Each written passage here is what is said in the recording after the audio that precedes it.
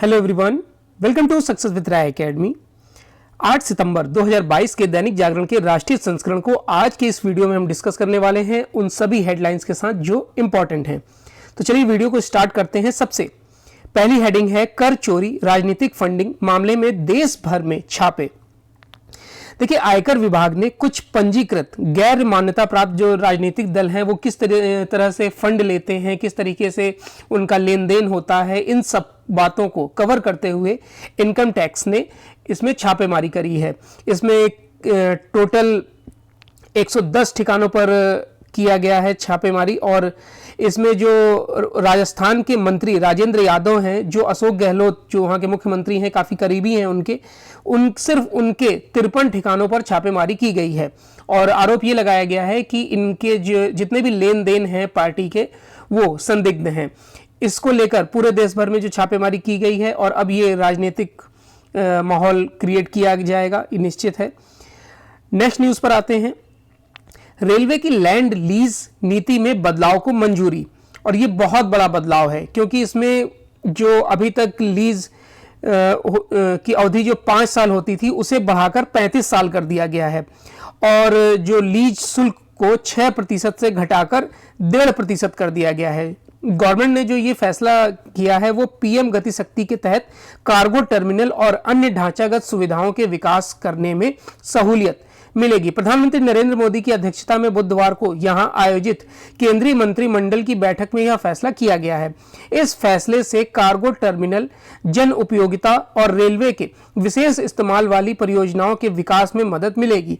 केंद्रीय सूचना व प्रसारण मंत्री अनुराग ठाकुर ने बताया कि सरकार के फैसले से रेलवे की जमीन पर बिजली, गैस, पानी की आपूर्ति, दूरसंचार केबल, सीवेज निपटान, नालियां, ऑप्टिकल फाइबर केबल, पाइपलाइन, सड़क, फ्लाईओवर, बस टर्मिनल जैसी कई सुविधाओं के ढांचागत विकास में मदद मिलेगी।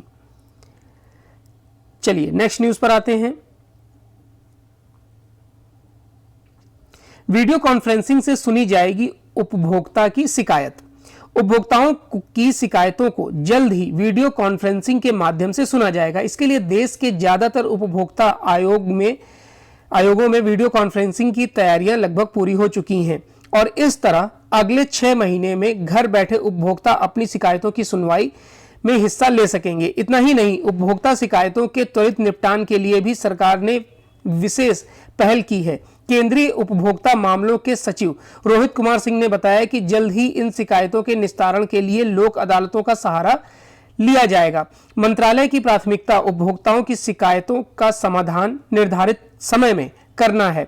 इस बारे में जानकारी देने के लिए आयोजित प्रेस वार्ता में मंत्रालय की अपर सचिव निधि खरे ने ई दाखिल योजना के 2 वर्षों की प्रगति का ब्यौरा पेश किया है। उन्होंने बताया कि इन 2 वर्षों में इस ऑनलाइन प्रणाली से ज्यादा लोगों की शिकायतें सुनी गई और उसका समाधान भी किया गया। खरे ने आंकड़ों के हवाले से बताया कि इस 2 साल की समयावधि में दर्ज शिकायतों में से 24% का निस्तारण कर दिया गया है। इसमें ज्यादा से ज्यादा शिकायतें भी दर्ज कराई जा रही हैं। यह लोगों के लिए सहज भी है। मंत्रालय इसे और आगे बढ़ा रहा है। नेक्स्ट न्यूज है, कर्तव्य पथ हुआ राजपथ और सेंट्रल विस्टा लॉन। राजपथ और सेंट्रल विस्टा लॉन का नाम अब कर्तव्य पथ होगा। इससे संबंधित प्रस्ताव को नई दिल्ली नगर पालिका परिषद की विशेष बैठक में मंजूरी दे दी गई है। एनडीएमसी की बैठक की अध्यक्षता कर रही विदेश एवं संस्कृति राज्य मंत्री व नई दिल्ली की सांसद मीनाक्षी लेखी ने इस फैसले को ऐतिहासिक बताते हुए कहा कि इसके पीछे यह विचार है कि इस क्षेत्र के पूरे औपनिवेशिक इतिहास को लोकतांत्रिक राष्ट्र की थीम और मूल्यों पर बदला जाना चाहिए। पहले राजपथ को किंग्स वे तथा जनपथ को क्वींस वे के नाम से जाना जाता था। क्वींस वे का नाम बदलकर जनपथ कर दिया गया था, जबकि किंग्स वे का नाम केवल हिंदी में राजपथ के रूप में अनुवाद किया गया। आजादी के 75 वर्ष पूर्ण होने पर ऐसा महसूस किया जा रहा था कि लोकतंत्र के मूल्यों, सिद्धांतों और समसामयिकी नए भारत के साथ राजपथ का नाम बदलने की जरूरत है। उन्होंने कहा कि राजपथ का तात्पर्य राजा के विचार की मानसिकता से था, जबकि स्वतंत्र लोकतांत्रिक नए भारत में जनता सर्वोच्च है। नए कर्तव्य पथ की अवधारणा हमें बिना किसी भेदभाव के राष्ट्र, समाज, परिवार और सभी लोगों के प्रति अपने कर्तव्यों को पूरा करने के लिए प्रेरित करती है। ये हमारी समृद्ध विरासत और मिश्रित संस्कृति के संरक्षण के लिए प्रेरणा है।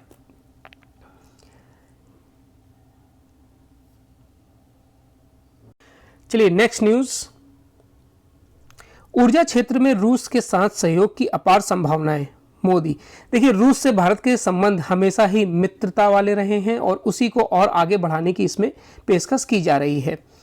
रूस से तेल और गैस खरीद रहे भारत की नीतियों का विरोध करने वाले पश्चिमी देशों को प्रधानमंत्री नरेंद्र मोदी ने एक अहम संदेश दिया है। सुदूर पूर्व रूस के व्लादिवोस्तोक के आयोजित पूर्वी आर्थिक मंच 2022 को ऑनलाइन संबोधित करते हुए प्रधानमंत्री नरेंद्र मोदी ने कहा कि भारत आर्कटिक विषयों पर रूस के साथ अपनी भागीदारी मजबूत करने का इच्छुक है। रूस के साथ ऊर्जा क्षेत्र में सहयोग की अपार संभावनाएं हैं। प्रधानमंत्री मोदी ने रूस से कोकिंग कोल यानी कि लोहा और इस्पात उत्पादन के लिए आवश्यक इनपुट की ज्यादा आपूर्ति करने का प्रस्ताव रखा है। सम्मेलन को प्रधानमंत्री मोदी ने पहले राष्ट्रपति व्लादिमीर पुतिन ने संबोधित किया था। यूक्रेन पर हमला करने को लेकर अमेरिका और यूरोपीय देशों के निशाने पर आए पुतिन ने इस सम्मेलन को अपनी वैश्विक छवि मजबूत करने के लिए आयोजित किया है।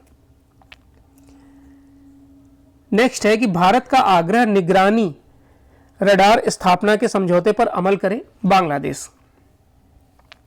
भारत ने बांग्लादेश से 3 साल पुराने उस समझौते को लागू करने का आग्रह किया है जिसमें उसे पड़ोसी देश के तटों पर निगरानी रडारों का नेटवर्क स्थापित करने की स्वीकृति दी गई है। प्रधानमंत्री नरेंद्र मोदी और बांग्लादेश की प्रधानमंत्री शेख हसीना के बीच द्विपक्षीय वार्ता के दौरान मंगलवार को यह मुद्दा उठा था। हसीना की 4 दिवसीय भारत यात्रा के दौरान दोनों देशों द्वारा जारी संयुक्त बयान में कहा गया कि भारतीय पक्ष ने अधिक समुद्री सुरक्षा के लिए तटीय रडार प्रणाली उपलब्ध कराने के लिए 2019 के MOU को जल्द से जल्द लागू करने के लिए अपने अनुरोध को दोहराया है। बांग्लादेश ने तटीय निगरानी रडार प्रणाली स्थापित करने के लिए MOU पर 2019 में हसीना की भारत यात्रा के दौरान हस्ताक्षर किए गए थे। इस साल की शुरुआत में भारत ने मालदीव को भी इसी तरह की तटीय रडार निगरानी प्रणाली सौंपी थी। हसीना और मोदी रक्षा क्षेत्र के लिए ऋण सुविधा के तहत परियोजनाओं को जल्द अंतिम रूप देने पर भी सहमत हुए हैं।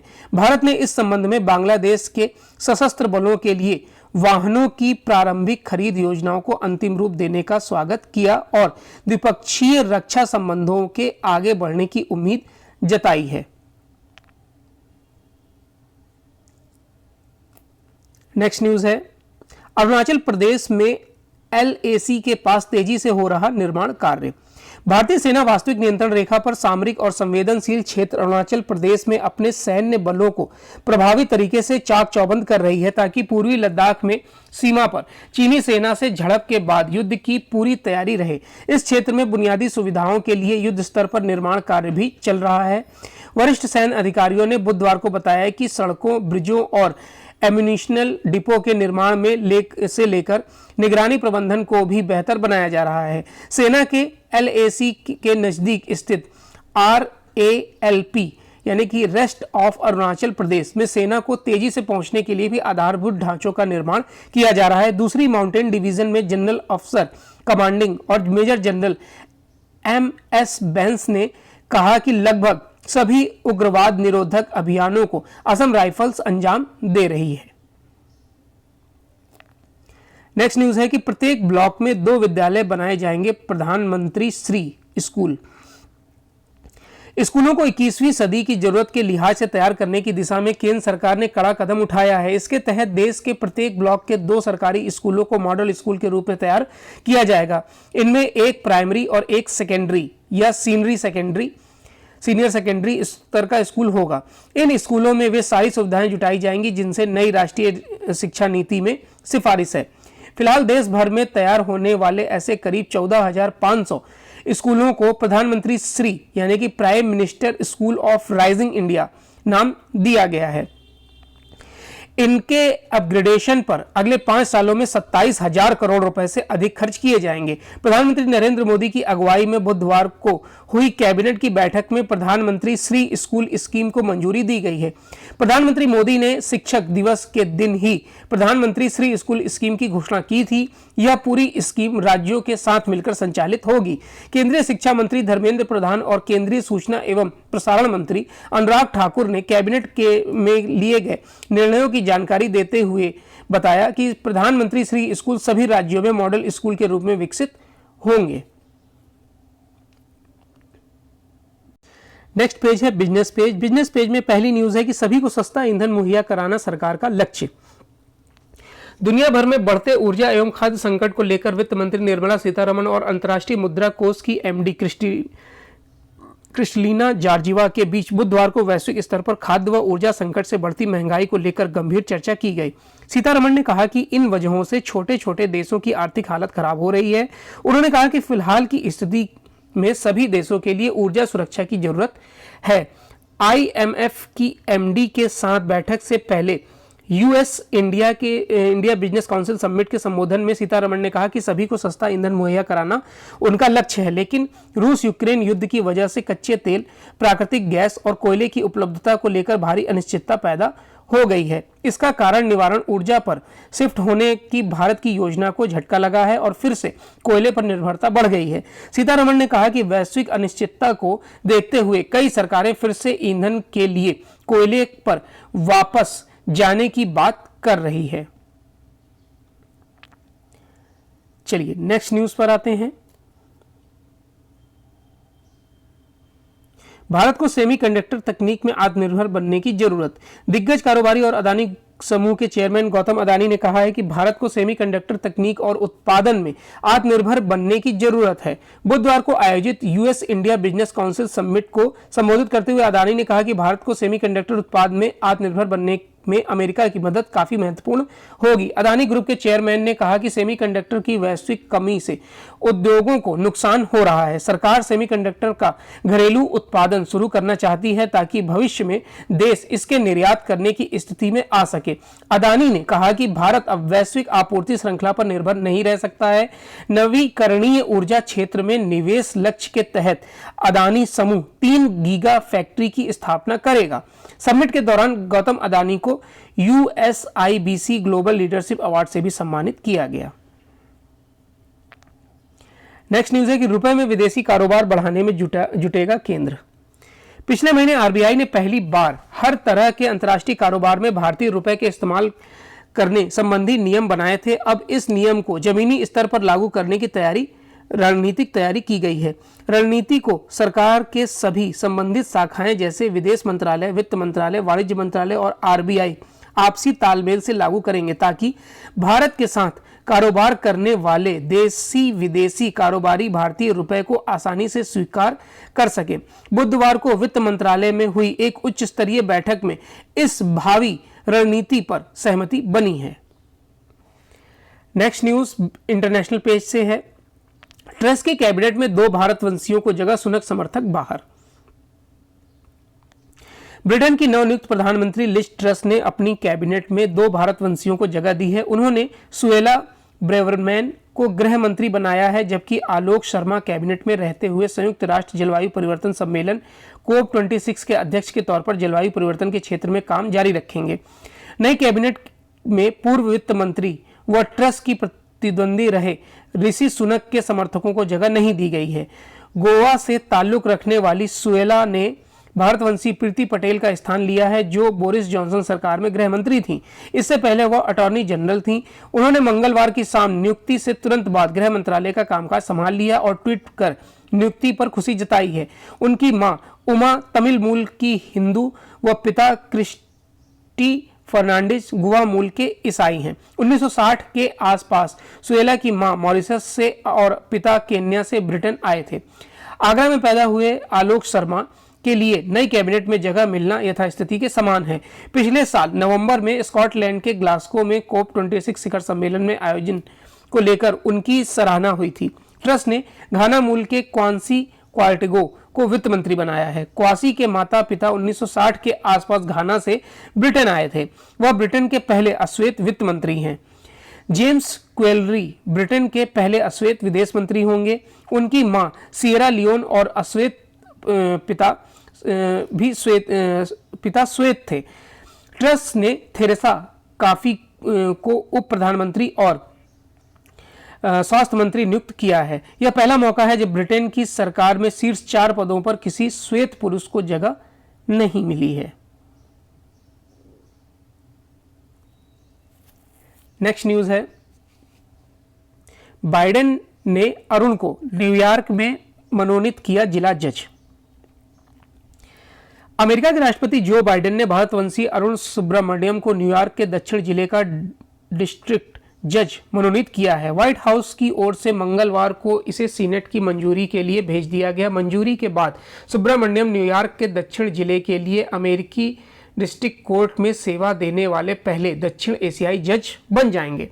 अरुण सुब्रमण्यम इस समय न्यूयॉर्क में लॉ फॉर्म सुस्मान ग्राडफेक LLP में एक भागीदार हैं। वह 2007 से यहां कार्यरत हैं। उन्होंने 2006 से 7 तक अमेरिकी सुप्रीम कोर्ट में जस्टिस सुथ बेडर गिन्सबर्ग के लिए क्लर्क के रूप में कार्य किया था। सुब्रमण्यम ने वेस्टर्न रिजर्व यूनिवर्सिटी से 2001 में BA व कोलंबिया लॉ स्कूल से 2004 में JD किया है।